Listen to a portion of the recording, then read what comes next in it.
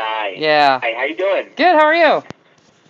Good. Sorry again for missing these comments on Facebook and not getting back to you. I did completely overlook, and I apologize. I'm terrible at using Facebook as a communication device, and so I'm sorry that you had to get that out and that I didn't communicate with you better there. Oh, hey, no worries at all. I know you're busy, and it's no big deal. But I do appreciate you giving me the time today to actually do this interview. Yep. So, anyways, but I'm the Colorado beat writer for In Lacrosse We Trust, and I'd like to start this interview out with saying that I'm talking with Ken Clausen from the Denver Outlaws, 6th-round draft pick in the supplemental draft on December 11th. Happy to have you back with the Outlaws. Thank you. Looking forward to seeing you play this season. Why don't you tell me a little bit about what prompted you to pick lacrosse as the sport of choice, and how long have you been playing? Yeah. So I started playing lacrosse in 6th grade. And I grew up playing football. Played football my whole life. Started playing in 1st grade, and so had a liking for the physical nature of football, and obviously what I was able to see in lacrosse. I mean, honestly, I started playing lacrosse because I was absolutely horrible at baseball. Couldn't hit the ball to save my life, and so decided that after a one-hit season, it was about time to switch sports, and so picked up lacrosse stick. I played my first year as a goalie actually, and that did not go as well as I would have liked. I was not the best at stopping the ball, but was able to get out of the cage and hit some people. And so after my first season in 6th grade, the coach put a defensive stick in my hands, and from 7th grade on, was playing defense in lacrosse. Well, that's sweet. I know my son started playing in 6th grade, and he just adores the sport. So you predominantly play close defense, but have you? I noticed that when I was talking with Chris Spangler, the new strength and conditioning coach for you guys, that he said that in the DU Outlaws game that you had played some LSM. Which of the two do you prefer? I mean, do you prefer more defense or LSM? I've always played close defense. Has always been my main position. But even in college, I would, for certain games or certain situations, I'd either bump up on the wings and play some Longstick, or jump up, and we might have thrown 2 poles on a team and tried to throw them off that way. So Longstick's always kind of been, I've always enjoyed the ability to be able to kind of play both and play close or long stick. I think that long stick is definitely more offensive. You have some more offensive opportunities. I think especially as of late, that's really progressed in the game. You see more of these long stick players with an offensive mindset and making things happen down the field.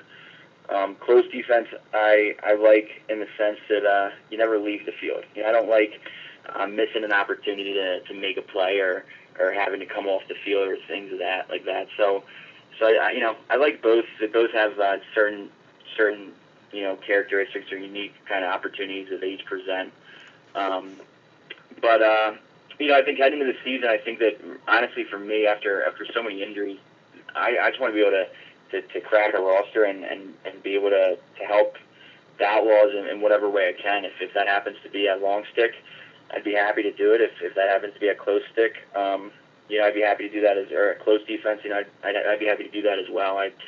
I'm really couldn't be happier to be back on the field or to be back on the roster and have the ability to kind of get out there and make some things happen. And so wherever I can help the team best succeed, I'll go there in a second and do my best there. Okay. Now, are you a righty or a lefty? Because I looked at all your stats. I've read so many stats about you before I wrote that article for In Lacrosse We Trust, and I can't find anywhere where it tells if you're a lefty or a righty. Yeah, I'm a right-handed Okay. player. So all right. So not a lefty. Okay. So which side do you prefer the offensive player to be on? I mean, what do you feel is your strongest side as far as being a defender? Well, I think it's kind of I guess it depends. Normally, a lot of times when you're playing close defense, they'll stick right-handed defenders on the left-handed attackman. That way, my stick's always in front of the guy. I can really disrupt him and try and cause some problems in that regard. I don't really have a preference in terms of what side I'm on. I feel like I can make it work on any of the sides. I think in terms of one of the things that I like to do as a defenseman is to take the ball away and to strip the offensive guy with the ball. For me, that a lot of times is having a guy in the right hand. When he's in his right hand, I have the ability to throw some more checks and make some things happen. So it kind of depends on the situation of what we're trying to do, but I really don't have a preference. I've been able to play on the crease or play the guy at X, play the left wing, right wing, whatever it may be. I feel pretty comfortable going. I've never, even in college, it was more matchup based rather than position based. They put us on the guy that we felt we could do best defense. I've never really tried or never really had to solidify myself on kind of one edge or the other. Rather just focused on the person that I was covering. Okay. All right. So tell me, how did you first injure your knee? And what actual injury did you sustain? Yeah, so I injured my knee. I first injured my knee in December of 2010. So about 3 years ago at Mammoth, with the Colorado Mammoth, and so it was our first indoor scrimmage. And our first scrimmage for the season, and got in and tore my ACL in the first scrimmage, and so I blew my knee out. Yeah, December 2010, I tore my knee with the Mammoth, and then I had surgery, and about 7 months later, in July, maybe end of June, early July, right around that time period, I tore my ACL again with the Outlaws. Oh, jeez. At my first practice back. Tore my knee again, and then had surgery, and about 4 months later, back in December, so a year from my original tear, was at a clinic and coaching and blew my knee out, tore my ACL for a third time. Wow. 3 times in a year, and then had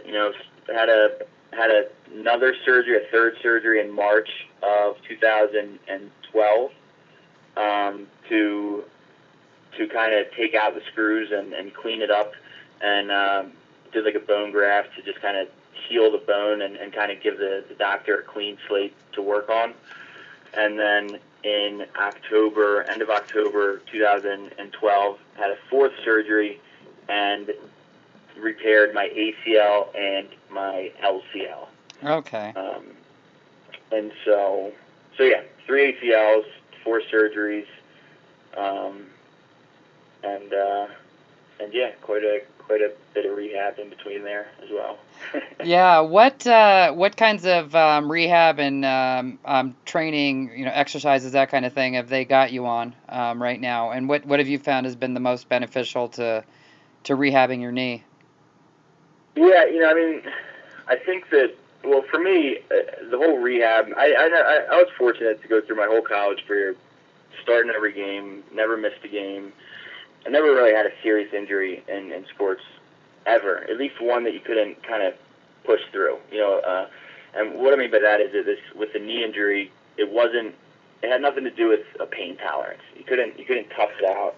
You couldn't go out there and just make it work. You had to give it time, and you had to let it heal, and that was something that I never really had to deal with. And so, so for the past 3 years now, it's been a lot of just strengthening the muscles around the knee. So strengthening the quad and strengthening the hamstring, doing the calf, everything you can do to build up the muscles around the knee. And so, for a majority of the rehab, it's really a lot of just standard single leg lifts or box lifts or box jumps, all straightforward and backward motions to try and get that knee strength back to where it needs to be, get it back to the right leg or even perhaps stronger at this point. And then, once we feel that the knee is getting strong enough, then we start working on, we start progressing towards some lateral movements and start kind of incorporating some sideways jumps or sideways shuffles or things of that nature, and then continuing to progress with kind of an explosion and working on exploding out.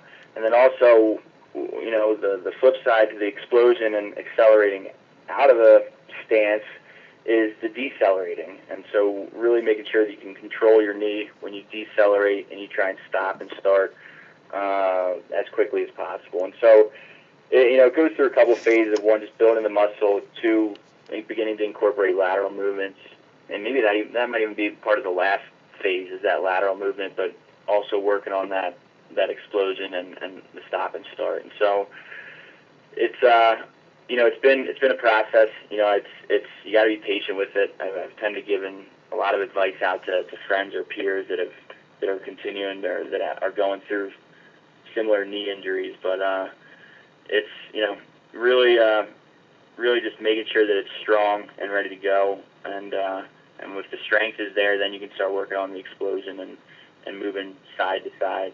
Every time I've torn my knee, it's been with a lateral cut. And so that's where it's been.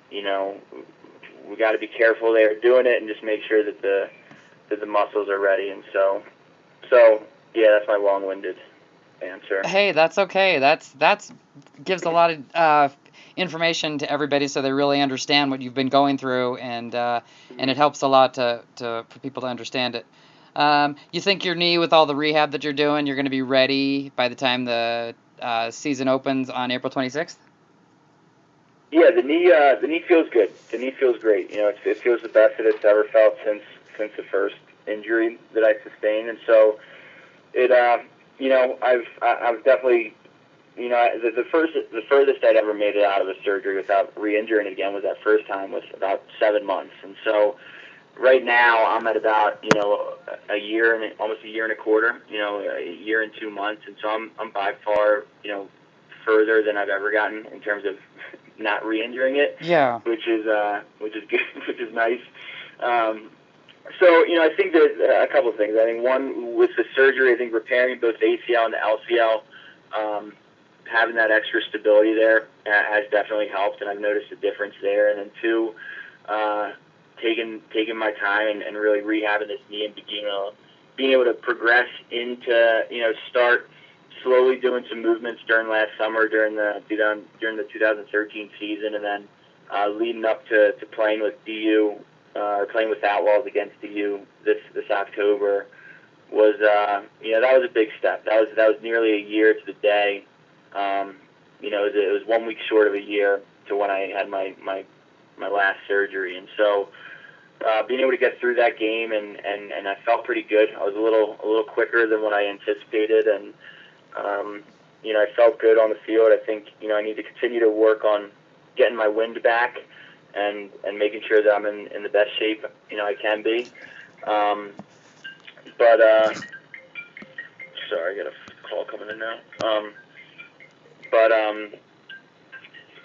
Just lost my train of thought. But playing in DU was definitely nice to get through that game and feel confident about where the knee stood, and just from this forward, continuing to obviously strengthen the leg and not lose track of that, but the ability now to focus on full body movements, and as opposed to for 3 years really focusing on that left knee and strengthening that leg, the ability now to do full body exercises and run around and jump and do all these different activities has definitely helped. I'm snowboarding a bit, which I haven't been able to do at all because my knee's been hurt, but I think that I'm being sensible doing that. I'm not doing anything crazy, but I think even that, being able to strengthen the knee and just continue working those muscles has been nice. So yeah, I think the knee's definitely going to be ready for April, and it's really now just getting my body back into shape and being able to run with these guys and make the quick movements that I need to when I jump on the field. Okay. So now, how do you feel about being drafted sixth amongst what I believe it was 90 players in the supplemental draft? It must feel pretty good to get picked up so early in the draft. Yeah, it was amazing. I mean, I've been, I got drafted obviously by the Outlaws as a rookie, and uh, to have their support throughout this process, I've been communicating with the coaches and talking to them, and from the coaches and the players, to know that they're supporting me in the comeback, and they want to see me succeed, and have the trust, one, to draft me, let alone pick me up in the first round, was unbelievable. I couldn't be any more thankful for them, and I definitely want to prove to them and to the rest of the lacrosse community that it was the right choice. That I can fulfill that draft pick, and I'm excited to prove that to them and make them know that prove to them that they made the right choice there. Yeah, because that was going to be my next question is, in all the articles that I've been reading, there's a lot of skepticism out there that the people think that the Outlaws made a bad decision. And I, on the other hand, I've seen you out there play, and and I know that you've got a lot of heart, and you'll bring a lot to the Outlaws. And so what are your thoughts to their skepticism about what the Outlaws did? Yeah, I think I can't blame them. I mean, 3 ACL tears, 4 surgeries. I think when people ask me if I'm still trying to play, and I tell them, yeah, I'm coming back, they kind of look at me like I'm crazy. So, for me mentally, I've kind of blurred all these together in my head.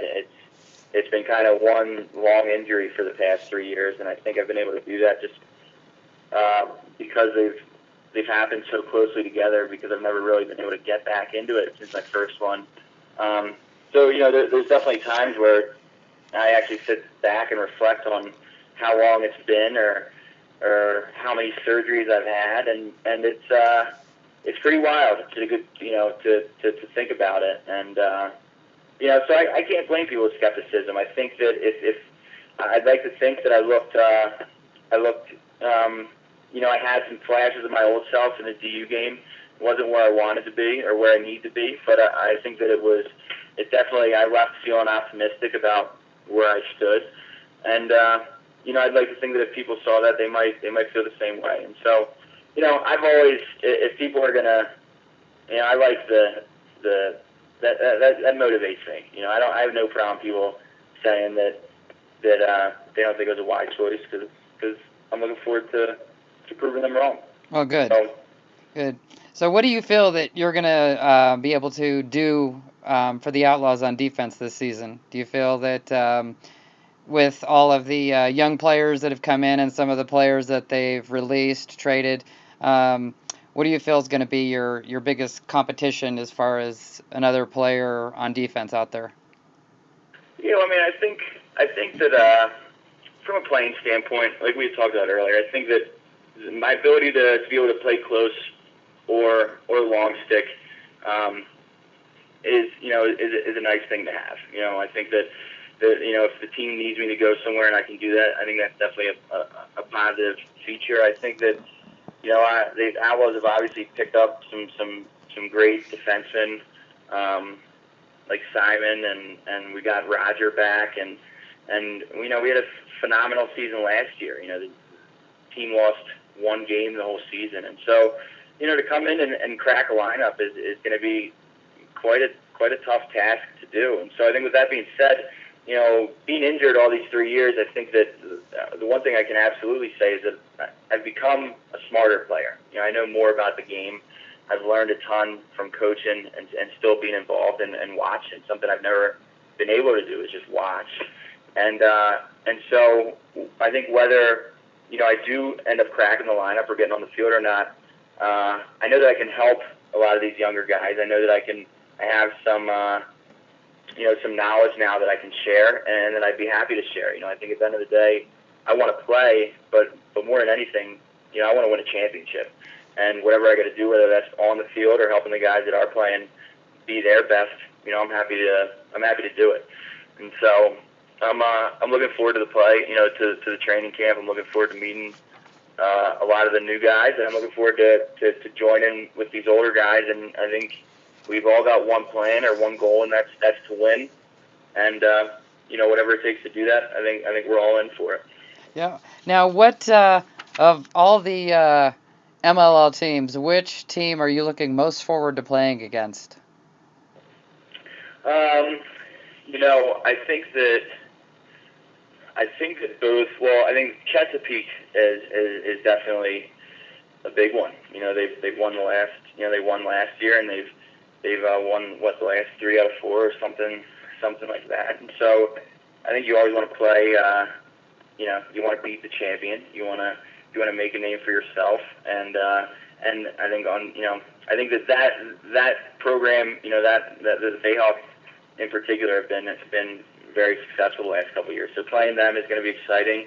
I think that both Chesapeake and Charlotte have a bunch of UVA guys on the team, and so playing against those guys after being teammates for 4 years or spending being teammates period, whether it was for 4 or 1, playing against the UVA guys is always a blast. And so I've always enjoyed playing the teams that had a lot of those guys on it. And I remember when I was playing, Chesapeake had quite a few. I know they still do, and it seems like Charlotte's picked up quite a few of the UVA guys as well. And so anytime I get a chance to play those guys, it's a lot of fun.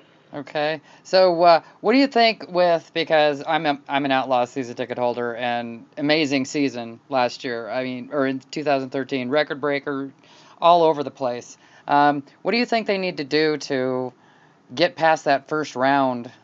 Because that's where it seems to always end, is in the first round of the playoffs, which is tough for, I'm sure, the players and, of course, the fans as well. It's I think it's tough to say. I mean, you couldn't have. You could. I mean, the season last year was just unbelievable. The guys. I mean, I was fortunate enough to be in the locker room and at all the home games and watching these guys play and seeing them practice and the effort, the focus, the drive, the determination.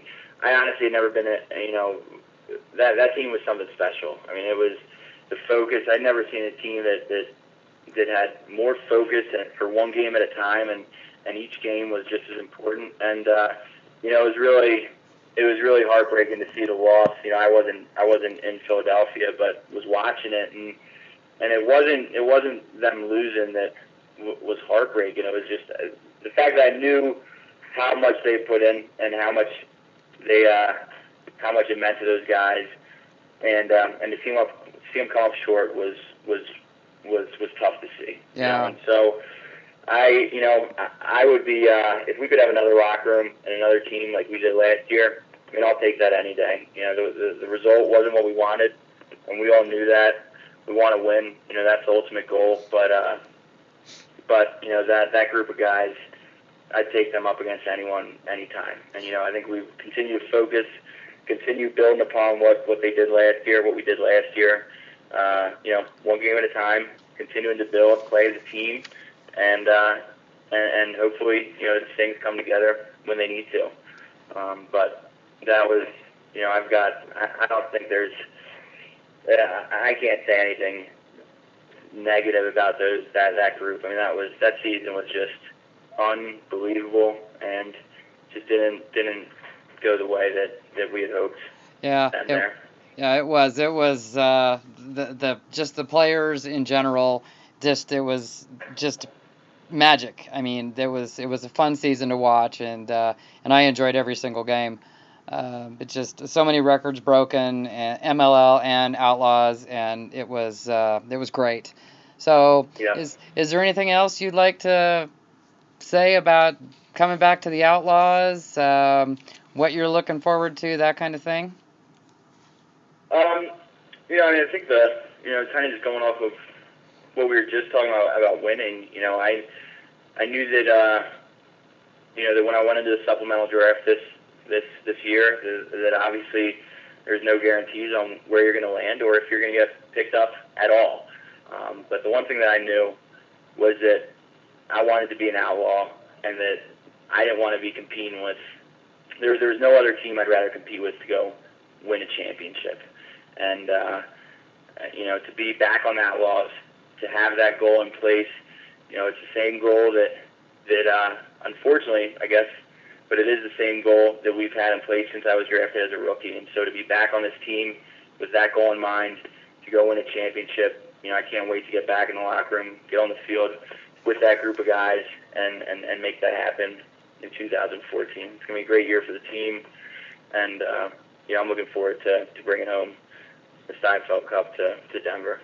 Oh, I appreciate all of your honesty and the answers to all your questions, and going into so much depth about your injuries, your love of the sport, everything. I really appreciate you taking the time to do this interview with me, Ken. Yeah, Di, no problem. Yeah, sorry again, not getting back to you. Hey, nope, not a problem. I appreciate that you even took the time to, in this busy right now time of year with Christmas coming up, to give me a little bit of your time to answer some of my questions. Yeah, no problem. All right. I hope you have a great holiday and start to the new year, and I look forward to seeing you at the Outlaws game. Oh, you will. I'm right there behind the Outlaws bench, and hopefully I will be down on the field getting to take pictures of you guys and doing some interviews too. Great. Sounds good. All right. Merry Christmas, Ken. Thanks. Merry Christmas. All righty. Bye-bye. All right. Bye.